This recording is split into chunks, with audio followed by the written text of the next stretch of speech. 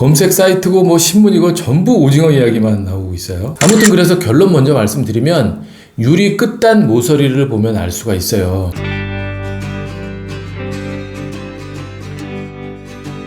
오늘 친절한 이슈에서는 영화 속 건축 이야기 말씀드릴 건데, 오징어 게임이란 영화 뭐 많이들 보셨죠? 요즘 뭐 완전히 핫한데 검색 사이트고 뭐 신문이고 전부 오징어 이야기만 나오고 있어요. 최종 우승 상금은 456억. 총 6개의 게임을 해서 뭐 게임도 우리가 다 어렸을 때 하던 뭐 그런 친숙한 게임들이에요. 하여튼 그 매 게임마다 탈락된 사람은 그 자리에서 죽는 진짜 서바이벌 게임인 건데, 그런데 이게 진짜 현실감이 있어서, 원래 좀 재밌는 영화는 약간 현실감이 넘치잖아요. 스릴도 있으면서 극한 상황에서, 그러니까 이거 지면 자기 목숨이 달려있는 그런 상황이니까 인간의 내면 심리가 충분히 저럴 수 있겠다라는 뭐 배신과 협작 뭐 이런 거가 이제 난무하는데, 아무튼 허구적인 내용이지만 완전히 공감되는 그런 영화였고 되게 재밌게 봤습니다. 몰입감 최고에 오랜만에 그야말로 진짜 손에 땀을 쥐는, 다 보고 나서 제 와이프한테 이거 손에 진짜 땀이 났어 이럴 정도로 굉장히 흥미진진하게 봤었는데,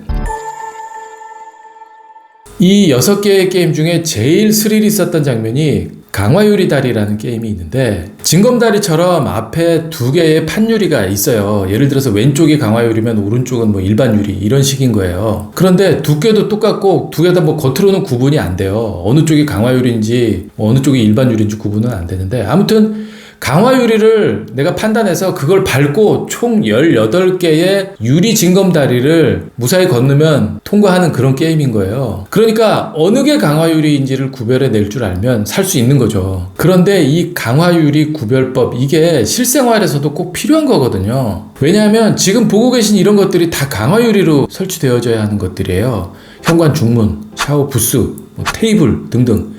우리 일상생활에서 흔히 볼 수 있는 것들이라고요. 무슨 고급 호텔에서 흔히 볼 수 있는 투명 유리 수영장, 오피스 빌딩의 유리 난간대처럼 이렇게 좀 특별한 곳에만 쓰이는 자재가 아니다라는 거죠. 그런데 앞에서도 말씀드렸지만 일반 유리하고 두께나 겉모양 이게 다 똑같아요. 그러니까 영화 속 소재로 쓰였던 거고요. 내가 비싼 강화유리 발주했는데 발주한 대로 제대로 들어왔는지 구별할 수 있어야죠. 그래서 오늘 영화 속 허구가 아닌 현실의 실제 구별법, 뭐 템퍼드 글라스라고 마크도 있긴 한데, 생각해보세요. 저게 한 장 한 장마다 다 마크를 찍으면 좀 이렇게 디자인적으로 이쁘게 쫙 해놔야 되는데, 무슨 모양도 아니고 마크가 쫙 같은 곳에 찍히면 이게 얼마나 흉하겠어요. 그러니까 마크를 빼고 제조하는 일이 흔하다고요. 아무튼 그래서 결론 먼저 말씀드리면 유리 끝단 모서리를 보면 알 수가 있어요.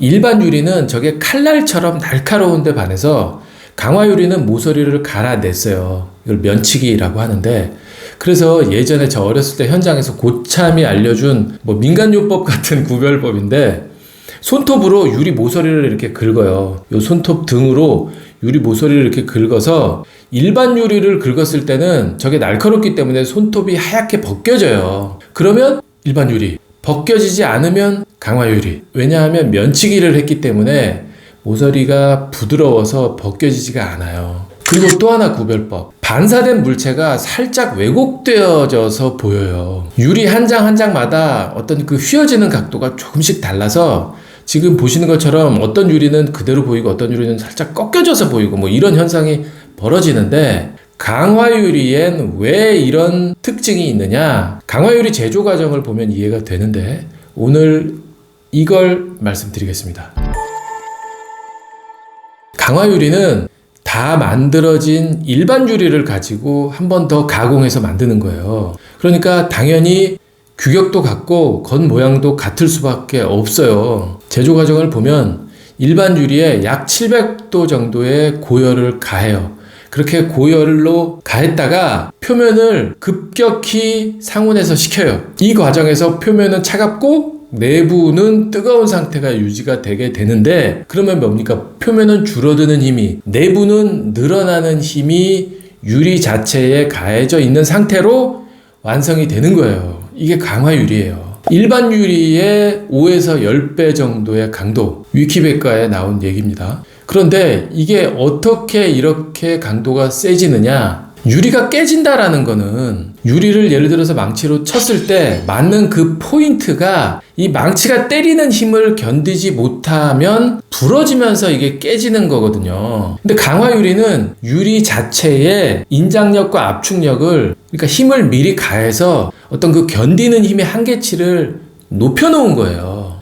근데 건축엔 이런 식으로 부재에 미리 힘을 가해서 견디는 힘이 늘어나게 만드는 경우가 이게 사실은 굉장히 많아요. 보나 슬라브나 뭐 마찬가지인데 부재에 철근이 들어가잖아요. 이 철근을 미리 공장에서 당겨요. 유압잭을 이용해서 강선을 미리 양쪽에서 당겨서 인장에 힘을 걸어놓고 그리고 거기다가 콘크리트를 타설을 해서 강선을 잡아주는 거예요. 그러면 내부에 있는 강선은 늘어나는 힘이, 표면의 콘크리트는 줄어드는 힘이 가해지는 건데 이게 보가 견딜 수 있는 힘의 한계치를 높여놓는 거예요. 그래서 훨씬 더 많은 힘에도 안정적으로 견딜 수 있게 만들어 놓는 거죠. 이걸 프리스트레스드 콘크리트라고 이름도 있어요. 부재에 미리 스트레스를 줘서, 그러니까 힘을 줘서 훨씬 더 강한 부재를 만든다, 이런 거죠. 아무튼 다시 유리로 돌아와서, 그런데 왜 유리의 모서리를 부드럽게 해줘야 하느냐? 유리에 이런 인장력, 압축력을 가해져 있는 상태이기 때문에 날카로운 곳이 있으면 그곳으로 응력이 집중이 돼서 거기서부터 터져 나가는 거예요. 그렇기 때문에 강화유리 제조 과정에서 열을 가하기 전에 미리 날카로운 부분은 다, 그러니까 모서리 같은 이런 날카로운 부분은 모두 연마를 해요. 부드럽게 만들어 놓은 후에 열을 가하는 거예요. 그래서 강화유리는 절대로 모서리가 날카로울 수가 없어요. 손톱으로 긁어도 안 벗겨지는 민간요법이 적용되는 거죠. 그리고 표면과 내부의 이런 밀도차 때문에 반사된 물체가 살짝 휘어져 보이는 것도 바로 이런 이유인 거예요. 또 하나, 이렇게 힘을 가해 놨기 때문에 결정적인 장점이 하나 더 있어요. 깨질 때 완전히 바스라져요. 일반 유리보다 강하긴 강하지만 어쨌든 얘도 깨지긴 깨지는데 유리가 위험한 게 깨졌을 때 베이고 찔리고 이렇게 될까봐 위험한 거잖아요. 그런데 콩처럼 잘게 부서지면 이게 뭐 훨씬 안전한 거죠. 그러니까 강도는 세면서 안전하기까지 해. 그러니까 굉장히 좋은 자재죠.